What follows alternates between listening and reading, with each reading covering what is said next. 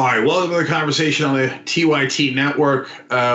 Tonight, we've got a living legend for you guys. I'm so honored that I get to do these interviews. Professor Noam Chomsky is one of the most cited scholars in world history. That's literal. He's been a longtime professor at MIT and now emeritus, and one of the leading intellectuals of our times. So, Professor Noam Chomsky, great to have you back on the Young Turks. Pleased to be with you again. All right. So there's so much to talk about: elections, cancel culture, you name it. But I can't help but dive in on manufacturing consent. This primary, the Democratic primary in 2020, to me, probably was a shining example of manufacturing consent. But I want to check it out at the source here. But the way that I saw it was the media had done a great number of negative articles about Bernie Sanders. They had done positive articles about a number of different candidates, but had not focused on Biden. After Biden won South Carolina, they appeared to be unified in saying Biden is the only electable one, and Bernie will create massive trouble for the Democratic Party. Am I seeing that wrong, or did you get a sense that that's what was happening? And if that's what was happening, what's the mechanics behind that manufactures that particular consent?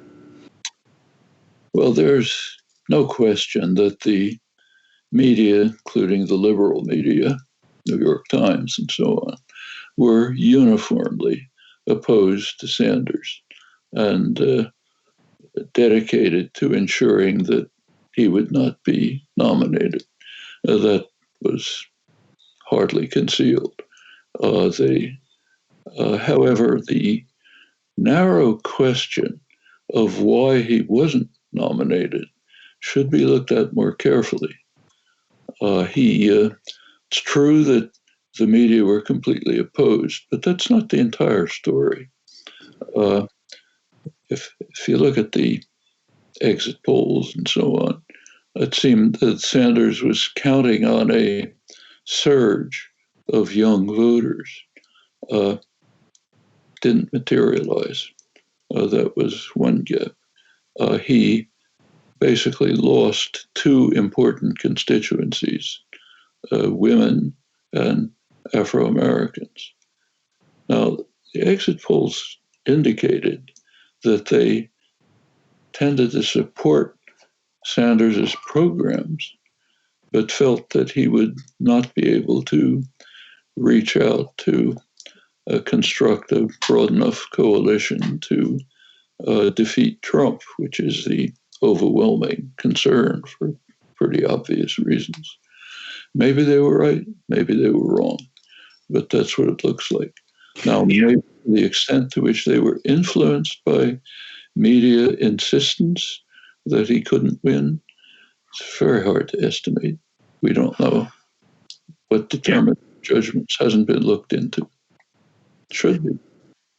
So, Professor Chomsky, the politics of whether Bernie could have won or not without the media and how much it affected it is super interesting. But in this context, what I find to be more interesting is the mechanics of how the media comes to a consensus.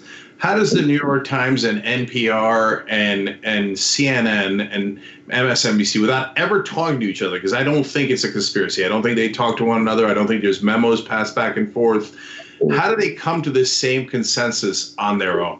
They come from a very narrow shared background where these are deeply indoctrinated commitments. You can see it very clearly by looking at this morning's press. So, for example, there's, I think it's in the Washington Post, an article on the convention, the primaries, who spoke last night, what they said, and so on.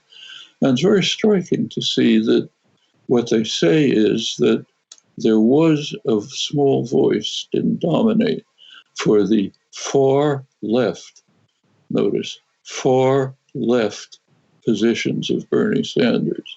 And then it names the far left positions. What were they? Universal medical care and free higher education. Can you think of a country that doesn't have universal medical care? In the developed world, we're the only one. That's far left. How about free higher education? All over the place. Finland, the country that does best in international comparisons, rich country. Germany, rich country. Mexico, poor country. What they call far left is trying to rise to the level of other countries. That tells you something. That tells you where that consensus lies. The consensus is so far to the right that what is normal throughout the world is, in comparable countries, is called far left. Well, that's an example of how indoctrination works. Now, it's not that they talk to each other and say, let's all be on the far right.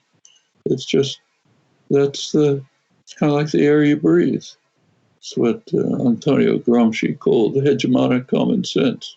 You just accept it because it's normal. Yep. The same on issue after issue. So, Professor Chomsky, I think that's, of course, I think that's exactly right, and I mean, I quote you on it often. And so it's in the hiring decisions, and they hire in a very narrow bandwidth of acceptable ideas. So, given that, is there any hope for the mainstream media or corporate media? Or are they forever going to be economically conservative because of the invisible hand of the market and this process that we have talked about? There's plenty of hope. They're a lot better than they used to be. I mean, we've forgotten what it's like. But if you have a nice long beard and you can remember, you can go back to earlier years. I could give you examples if there was time, but there's no time. But in fact, the media today are considerably more open, critical, open to new ideas than they were just a few years ago, certainly 50 or 60 years ago. The reason, I think, is twofold. Partly it's changes in those who write for the media today, columnists, commentators, reporters, are people who came out of the background, who came out of the life of the 60s, the 70s, and the aftermath. This was a period of popular ferment, had a highly civilizing effect on the society. Things that were taken for granted then would be anathema today. I could run through them, but there's no time. And the people who've come through that are just different people. They have a different view of the world. So the media have somewhat open. Furthermore, the general population has changed. There's popular support for what the media call far left, meaning moderate social democratic attitudes common elsewhere that was not true before. And the media have to respond to that. So is there hope? Sure. And the hope lies in where it's always been, popular activism. Showing up once every 4 years to push a lever is okay, but real politics is what you do day by day, which lays the basis for the changes that are sometimes reflected in the electoral system and in the media. Well, I wasn't sure you were going to say that, so it's actually encouraging to hear that. And it sounds like the culture moves the media, and so you could actually create potentially a virtuous cycle rather than the vicious cycle that used to exist. So, but as things currently stand, that consensus that again is at a bare minimum very conservative economically still exists in the corporate media. So how do you read a paper day to day? I know you read 4 to 5 papers a day, or you used to for sure, knowing that they have a certain agenda and that they will never admit that agenda. How do you consume the news in a way where you could filter out their agenda? Well, that makes it easy. When propaganda is hidden, it has to take some work and effort to dismantle it and correct for it. When it's right on the surface, it takes a minute. You know the way it's going to be slanted, so you instantly compensate for it. It's easy. It's even easier in a totalitarian state when the propaganda is so grotesque that people just laugh at it. and then you dismantle it quickly. It's a little more subtle here, but not that difficult. It's not quantum physics. You have to understand where they're coming from, what their assumptions are, and correct for them. And then there's plenty of information, a lot to learn. So, Professor Chomsky, as you do that and as you look at the landscape, if you told anybody in Washington or New York, hey, Fox News is propaganda for the Republican Party, they would largely agree, and they would understand that how that works, but they're not in that bandwidth of thinking. But if you told them that CNN and MSN, well, maybe they might believe a little bit that MSNBC is doing propaganda for the Democratic Party because they've been so brazen.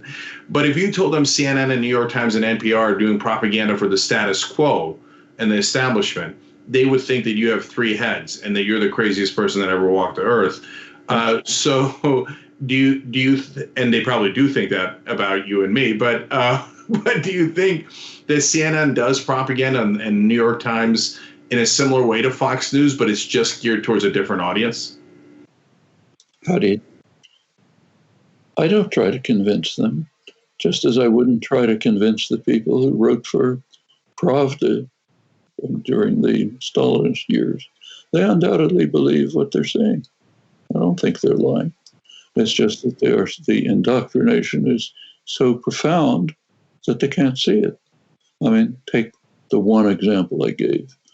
I'm sure they do think that it's far left to try to rise to the level of comparable countries. They think that's far left.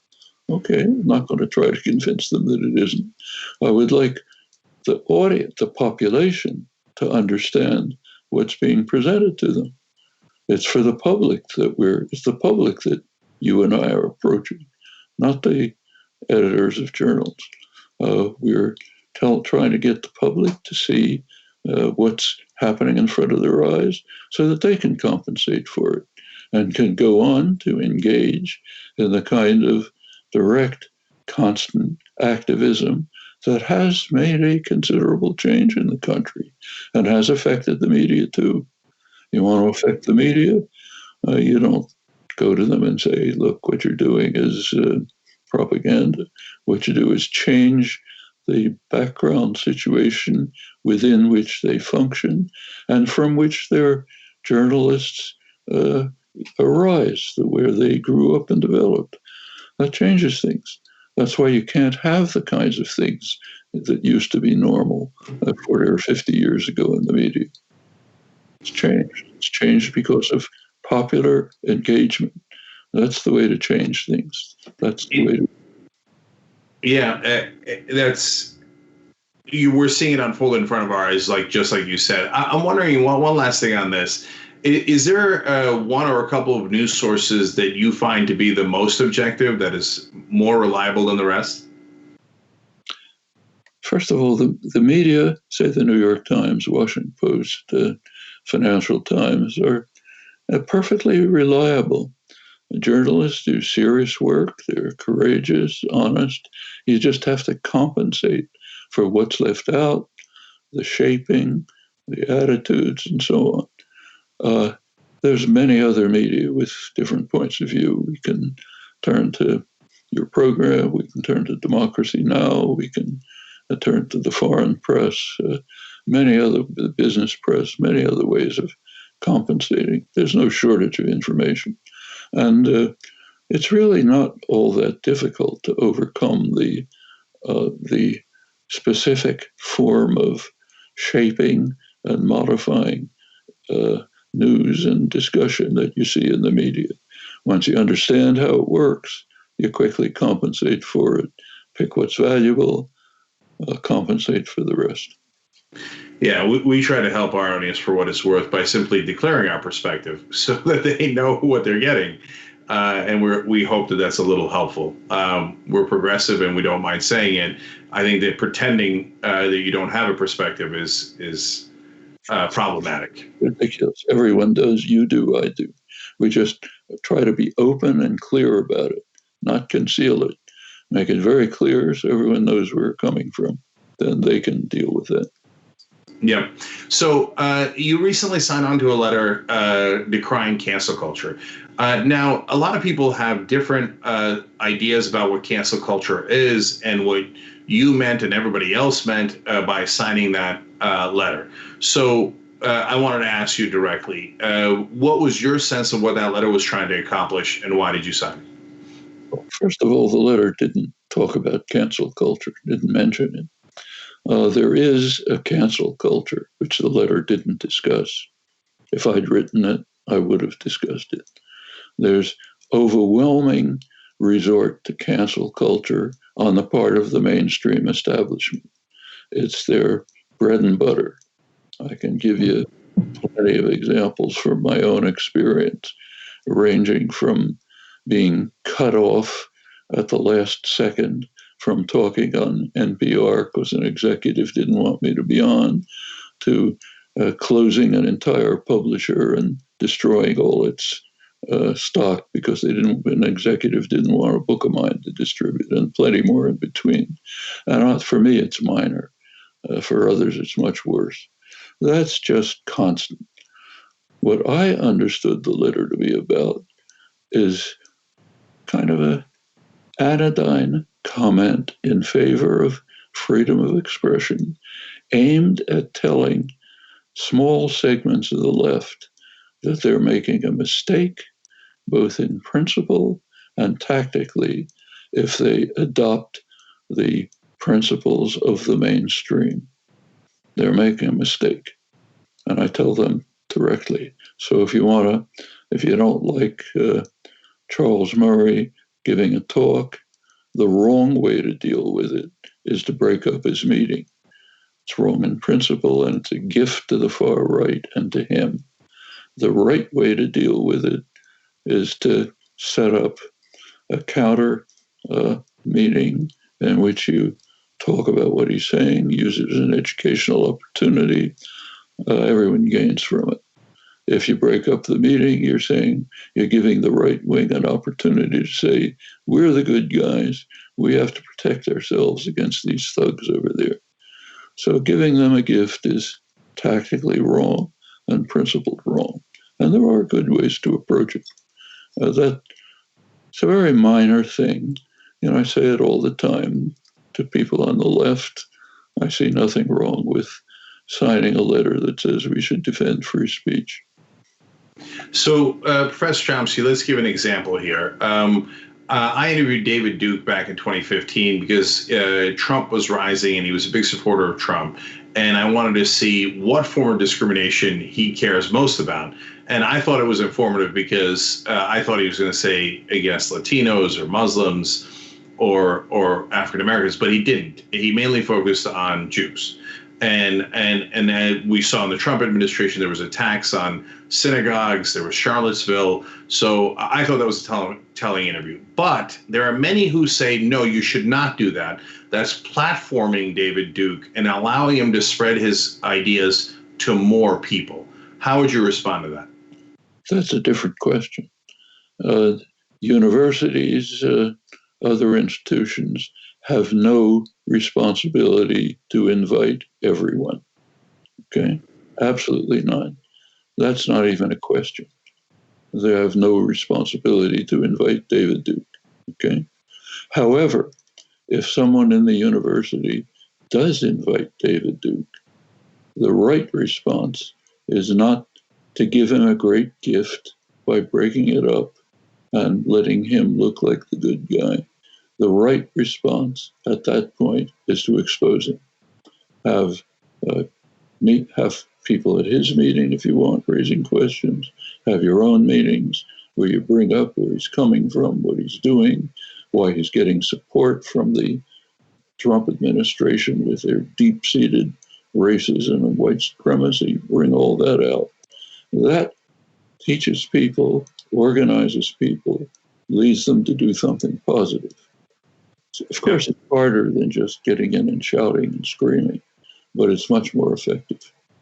Right. And I thought the right way to handle it, from my point of view, was to challenge every one of his assertions with facts and show how silly he is. But all right, I want to use the remaining time to talk about perhaps one of the most important elections of our lifetime, this one. So I know that the media says that about every election. We're a little different. I thought the Bob Dole, Bill Clinton election was nearly identical candidates. Mitt Romney, Barack Obama. It's heresy to say that they were very similar candidates. In mainstream media, that'll get you banned. But they were incredibly similar candidates. I think Trump is not similar to anyone else, but I'm very curious about your opinion. Do you think that this is an easy decision in terms of voting for Biden over Trump or over the Green Party or anyone else, or do you think it's difficult? Well, first of all, I would take the traditional left opinion and say I think it's a completely not even controversial that we should vote against Trump. Now, it happens in the system that exists. Voting against Trump means taking 5 minutes and pushing a lever for the opposition. Okay? That's a very small part of politics. Politics is the daily activism constantly that's teaching people why Trump is one of the fact of the matter, the most dangerous figure in human history. Literally, there has been no one else, Hitler, anyone else, who was dedicated to destroying the prospects of human life on Earth in the short term. And that's exactly what he's doing. Just take the last couple of days, which are typical, opening up new, in this case, a wildlife reserve, a new region in the Alaska for fossil fuel exploitation, cutting back regulations on release of methane. We see this daily. Everyone is driving a spike into the possibility of organized human society. He does it with wonderful delicacy, like these last two decisions happen to coincide with the report that the Greenland ice is probably reaching an irreversible tipping point and melting. I mean, we have a very severe problem. We have an individual who stands alone in the world of any significant person and trying to make the crisis worse, uncontrollable, destroy organized human life on Earth in order to enrich his rich constituency of fossil fuel industries and others. There's been nothing like this. There is simply no question about who to vote against. Now, turning to real politics, what you do is vote against and then continue the work that is pressing the Democratic Party program to the left, in fact, farther than any in memory for quite some time. Didn't happen because they underwent a religious conversion. They underwent it because of groups like Sunrise Movement and other activists who were pressing all the time. Were able to get a number of very good progressive delegates elected. They were able to change. Sanders had enormous success in shifting the range of discussable issues and even getting the DNC, much against their will, I have no doubt, to accept a program that's well to the left of anything preceding. That's real politics. You also take a couple of minutes to do something that is so obvious that we shouldn't even be discussing. Press the lever to get this malignancy out of our lives. And it has to be an overwhelming vote, remember. Ordinarily, when I'm asked, I would say that if you're not in a swing state, sometimes even if you are in a swing state, if it doesn't matter. But if you're not in a swing state, do what you like. Don't vote green, whatever it is. This time's a little bit different. We have a person in office who is unique in the history of parliamentary democracy. He has already made it very clear that he does not intend to accept the outcome of an election if he loses. It is very clear. And there are now high-level discussions, not out of the fringe, about the ways he might do it. It's all very possible. Now it gets harder for him to pull off this dictatorial scheme if there's an overwhelming vote against him. So in this particular case, my own opinion is even in a swing state, one should vote against him. This is a unique moment. There has not been anyone like this. It's not just me who thinks so. You can read the same thing in the State and Conservative Financial Times of London, where they comment on and say it'll be terminal if he's elected. So, Professor Chomsky, I got to ask one more question then. I think he's an existential threat to democracy itself. Bernie Sanders said likewise last night. You seem to be indicating something similar to that. But you also mentioned that he was, I don't want to misquote you, you're right here, but it sounded like you were saying that he's worse than Hitler mainly on the issue of climate change, because it's an existential threat to all of us.